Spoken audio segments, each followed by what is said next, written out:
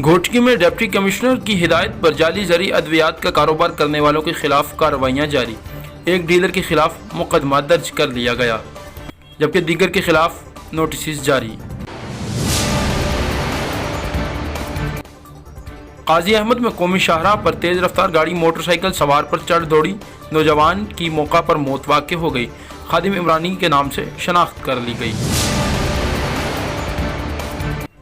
कसूर के नौजवान एहतशामुल हक ने फेडरल पब्लिक सर्विस कमीशन के तहत पाकिस्तान भर में अव्वल पोजीशन हासिल कर ली। समाजी और सियासी रहनुमा चौधरी कासिम, फ़हीम कासिम और अजहर जमील और दीगर की जानिब से मुबारकबाद पेश की।